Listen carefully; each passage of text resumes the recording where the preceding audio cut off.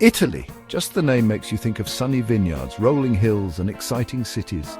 This amazing peninsula sticking out into the beautiful blue Mediterranean Sea is a wonder of nature. Its boot shape is famous worldwide. To the west, the Tyrrhenian Sea washes against its shores, and to the east is the Adriatic Sea. Sicily, the biggest island in the Mediterranean, sits at the toe of the boot like a soccer ball. Up north, the tall Alps stand guard, their snowy peaks forming a natural wall. The Apennine Mountains, a long chain of rocks and forests, run down the whole peninsula. This special mix of mountains, rivers and coastline makes Italy a land of many different and interesting places. Italy's spot in the middle of the Mediterranean Sea has made it a valuable prize since ancient times. Its rich farmland and easy access to sea routes brought people from all over the Mediterranean. The Greeks, Phoenicians and Carthaginians all set up trading posts and colonies along the coasts. These early visitors brought new ideas, tools and ways of life to Italy. The Etruscans, a mysterious and advanced group of people, thrived in central Italy a long, long time ago. They built successful cities, were great at metalworking and art, and developed a rich culture that really influenced the early Romans. The Romans, who started in a small city on the Tiber River, knew how important Italy's location was. They started conquering, slowly uniting the peninsula under their rule. The long coastline gave the Roman navy lots of harbors. This helped them control the Mediterranean Sea, making trade and communication easier across their huge empire. Italy's central spot made it a center of business, government and cultural exchange. Long before Roman soldiers marched across Europe, Italy was home to many different cultures. Celtic tribes settled in the northern plains. Greek colonists built cities along the coasts that became important centers for trade and new ideas. But it was the Etruscans, mysterious and wealthy people, who really shaped Italy. No one knows exactly where they came from, but they built a powerful civilization in central Italy, mostly in what is now Tuscany. They were skilled metalworkers, potters and builders, and their cities had paved roads, drains and amazing temples. Their art, full of life and bright colors, showed how much they loved nature. The Etruscans had a big impact on Roman culture. The Romans adopted many Etruscan things, from their clothing to their religious beliefs, but eventually Rome became too powerful. Through wars and smart alliances, Rome took over the Etruscan cities, making them part of the growing Roman world. And when the Roman Empire fell many centuries ago, Italy changed a lot. The once united peninsula broke apart into many small kingdoms and cities. Many invaders, like the Goths, Lombards and Byzantines, came through, changing Italy's culture and language. But even with all the fighting, a new sense of freedom and creativity started to grow. In northern and central Italy, cities like Florence, Venice, Siena and Milan became very important, thanks to trade and a renewed interest in ancient knowledge. These city-states became centers of activity. Coastal cities like Venice, Genoa and Pisa built huge trading networks across the Mediterranean and beyond.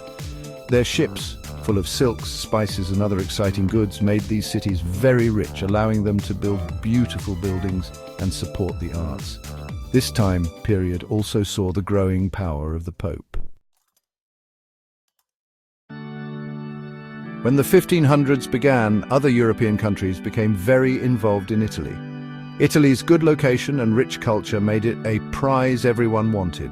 Spain, France and the Habsburg Empire all fought for control, with their armies battling on Italian soil. By the 1700s, much of Italy was ruled by foreigners. The Spanish Habsburgs controlled large parts of the south, and the Austrian Habsburgs ruled the north.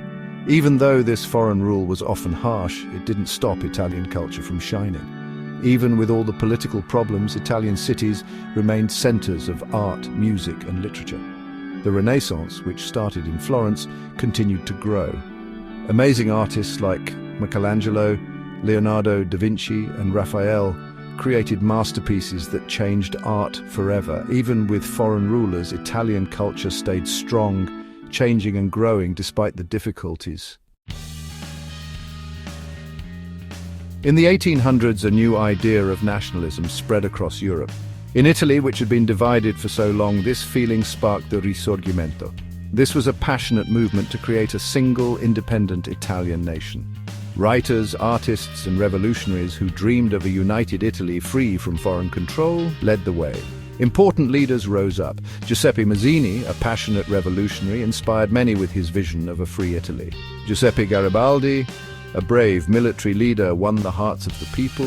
He led his volunteer soldiers, the red shirts, in many battles, freeing southern Italy. Count Camillo di Cavour, the clever Prime Minister of Sardinia-Piedmont, was also key to uniting Italy through diplomacy and alliances. Through wars, revolutions, and political deals, the different parts of Italy finally united under King Victor Emmanuel II. The 1900s brought new challenges for Italy. The new nation faced big social and economic problems, made worse by the costs of unification and the growing pains of becoming industrial. Italy joined World War I on the side of the Allies, hoping to gain more land. Even though they won, Italy didn't get the land they wanted. The disappointment and economic hardship after the war helped Benito Mussolini and his fascist movement come to power.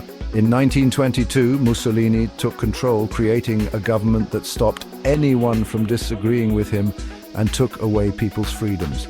Mussolini's Italy became aggressive, starting colonies in Africa and joining with Nazi Germany before World War II. Fighting in World War II on the side of Germany was a disaster for Italy. After the war, Italy rejected fascism, got rid of the king, and became a republic. Today, Italy is a strong democracy and an important member of the European Union. It's a world economic power, famous for its fashion, design, food, and culture. From the busy streets of Milan, a fashion capital, to the ancient ruins of Rome, where history is everywhere, Italy mixes the old and the new. Italy's exciting past is visible everywhere, in its landscape, its culture, and its people. Italy has more UNESCO World Heritage Sites than almost any other country, showing its rich history and artistic achievements. From the Colosseum to the Leaning Tower of Pisa, from the canals of Venice to the rolling hills of Tuscany, Italy's beauty continues to amaze visitors from all over. Even with the challenges of today's world, Italy keeps its special charm, its love of life, and its strong connection to its past. Each region has its own dialect, food, and traditions, making Italy a beautiful mix of human experience.